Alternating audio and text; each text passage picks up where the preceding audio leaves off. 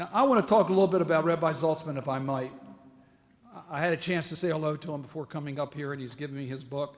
And I'm going to be on a plane this weekend, so I'll have a chance to read your book. But what an incredible amount of courage his life is about. Experiencing the direct assault on anti-Semitism that cost so many Jews their lives during the Holocaust. Rabbi Zaltzman did something about it in his travels from Ukraine to Uzbekistan, and stood up and in the most active way, putting his own life at risk in order to help others. It's a story of inspiration to all of us, so that when we're asked to write a letter, or we're asked to get engaged and give a little bit of money to help a cause, think of Rabbi Zaltzman and what he's done in his lifetime to speak out for freedom and justice. You're an inspiration to all of us, and I have been given the honor, Rabbi, to present to you the Jewish American Heritage Month Celebration Award. We salute you for your outstanding literary work recounting the fascinating adventure in the underground in the crosshairs of the KGB. The bestseller has been met with wide acclaim, presented this 25th day of May 2016 here in the United States Senate, Washington, D.C. Congratulations.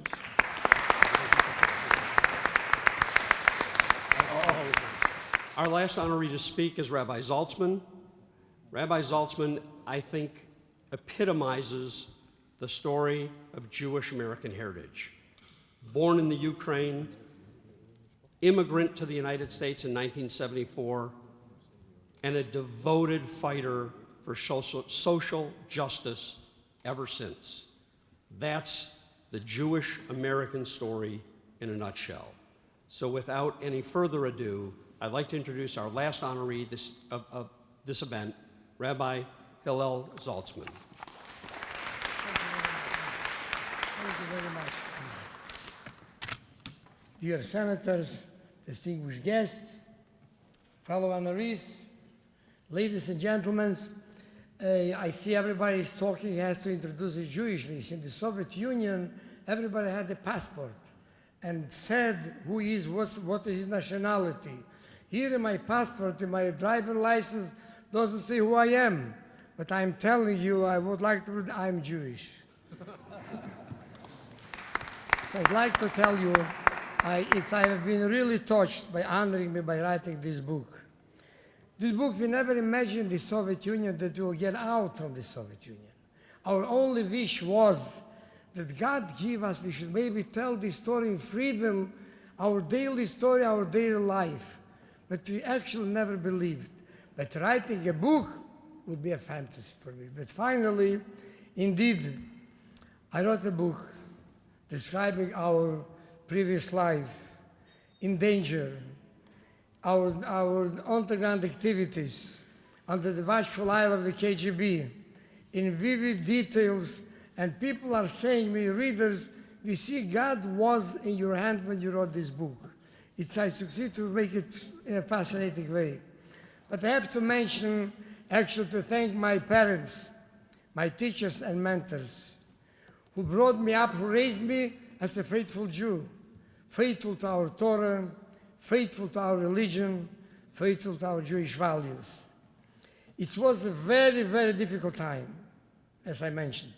And I remember when I came here already, I wrote the book of Elie Wiesel, the Nobel Prize winner for literature, that wrote a book, The Silent Jews. My dear friend, I have to tell you, we were not silent. Our voices was not heard. And in this way, but somehow reached out to the world, to Jews and not Jews alike. And the world stood up with demonstrations, with let's my people go, free Soviet Jews, all over the world.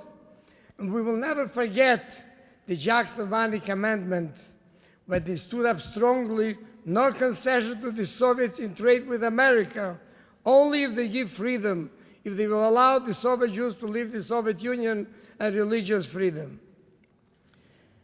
And I would like to tell you, I have to mention here the Lubavitcher Rebbe, that was one of the greatest Jewish leaders, Jewish thinkers of the 20th century, who shed many tears for the Soviet Jews.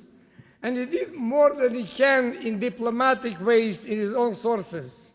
And I would like to say that the Rebbe praised very much America. In his public speeches, he said that America is the greatest country in the world. America was founded on the basis of religions. That the first pilgrims from Europe came to the American shores escaping religious persecution. And he said that the only country in the world is America that has on his currency, in God we trust. And he said that belief is more, is not, trust is much more than belief. I'd like to thank you all that you all contributed in our redemption. And I would like to bless you all. When we are all united, we always prevail. And God bless America. Thank you.